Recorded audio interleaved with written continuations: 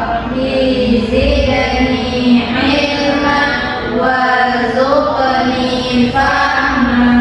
Amin. Semoga dengan membaca doa sebelum belajar tadi, pembelajaran kita dapat diberikan kelancaran dan juga keberkahan dari Allah Subhanahu wa Ta'ala. Nah, selanjutnya Ibu akan mengecek kehadiran anak-anak terlebih dahulu. Nanti nama yang Ibu panggil silakan anak-anak bilang hadir ya. Ya, Bu. Sania, Hadir, Bu. Asyifa, Hadir, Bu. Nurihwana, Hadir, Bu. Adinda. Hadir, Bu. Nah, alhamdulillah di kali ini semuanya hadir. Nah, Anda semuanya sudah siap untuk memulai pembelajaran hari ini? Sudah, Bu. Nah, Anda jika sudah siap, perhatikan dulu terlebih dahulu ya. Iya. Nah, Anda semua yang ada di dunia ini, semua yang kita miliki adalah milik Allah. kita, hanya diberikan amanah oleh Allah untuk menjaga semua yang diberikan oleh Allah. Nah, Islam mengajarkan kita tentang apa itu kepemilikan atau milkiah, agar kita semua terhindar dari perselisihan dan juga kezaliman. Nah, apakah Anda pernah membeli makanan di kantin? Pernah, Bu. Apakah Anda semuanya pernah diberi hadiah? Pernah, Bu. Semuanya berkaitan dengan kepemilikan atau milkiah.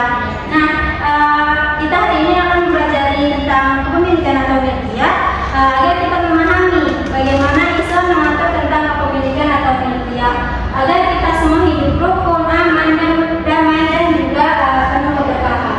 Nah, tujuan pembelajaran kita hari ini yaitu untuk menjelaskan pengertian milkiah atau kepemilikan, mengidentifikasi sebab-sebab kepemilikan, membedakan kepemilikan utuh dan tidak utuh, dan juga menerapkan kepemilikan tersebut dalam kehidupan sehari-hari. Nah, yang pertama yaitu pengertian kepemilikan atau milkiah.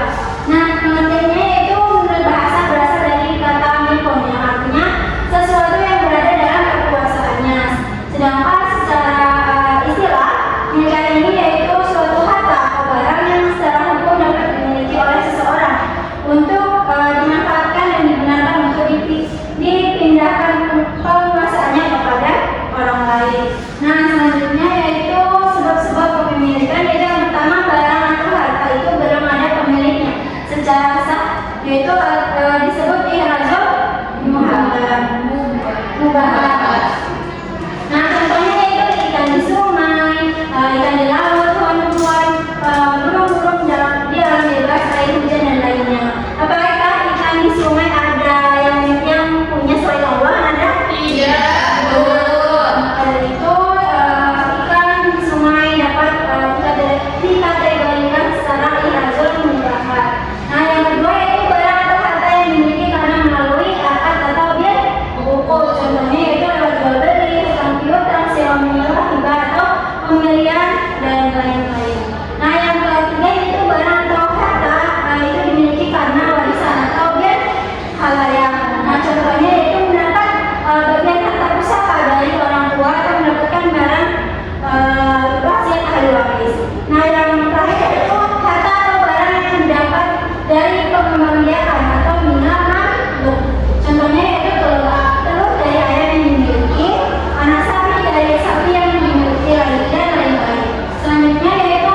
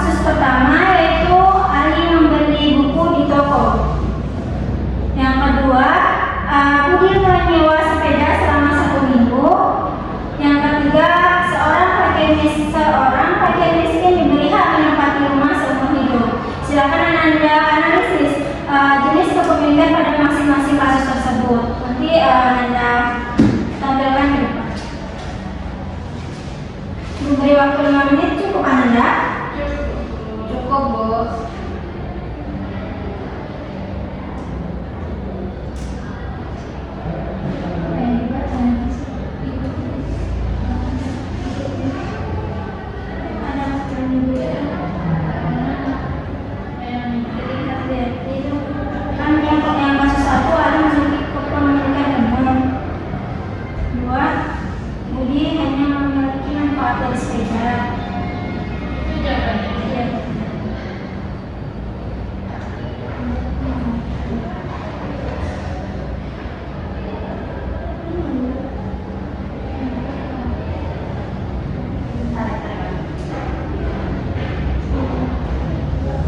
Sudah siap, Bu. Siap. Sudah siapa yang mau menampilkan hasil analisisnya ke depan? Mana, Bu?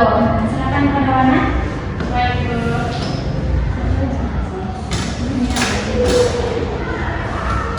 Baik, saya akan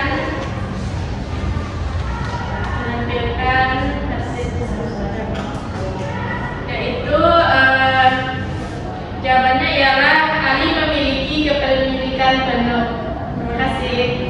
Dan kasus kedua, Saya, Bu. yang kepada Dinda, silakan.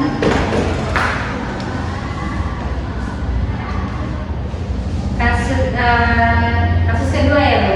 Kasus kedua yaitu Budi menyewa sepeda selama 1 minggu. Maka itu Budi hanya memiliki manfaat dari sepedanya saja, tapi dia tidak memiliki kepemilikan dari sepeda tersebut. Ya, nah yang kasus ketiga, pada yang mana? Silakan Wana.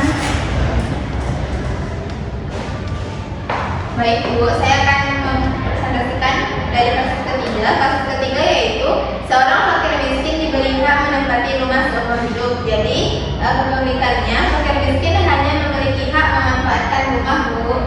Dan ya, kita berikan tepuk tangan kepada kita bisa mengamalkan jenis-jenis kepemilikan. Nah, anda semuanya dari penjelasan Ibu dan anda semuanya sudah mengerjakan tugas tadi. Apakah anda semuanya sudah paham apa yang ingin ditanyakan? Paham Bu? Paham? Sekarang anda semuanya dari penjelasan Ibu dan penampilan anda semuanya tadi adalah mengelompokkan jenis-jenis pengelompokan kepemilikan. Nah, apa menurut anda makna dari kepemilikan itu? Hak-hak individu itu adalah hak seorang manusia. Ya, benar sekali.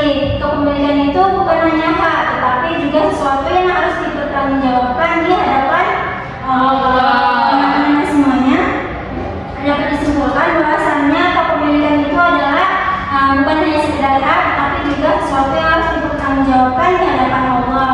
Dan kita tadi belajar tentang sebab-sebab kepemilikan, ada jenis kepemilikan utuh dan lainnya, dan juga hikmah kepemilikan. Nah, anda semuanya tugas di rumah silakan anda analisis transaksi yang ada di sekitaran anda. Nanti anda tuliskan siapa penjualnya, siapa pembelinya, dan bagaimana proses perpindahan kepemilikan itu. Paham anda tugasnya? Paham, Bu. Jika sudah paham dan tidak ada yang ingin ditanyakan, maka pembelajaran kita cukupkan sampai di sini. Kita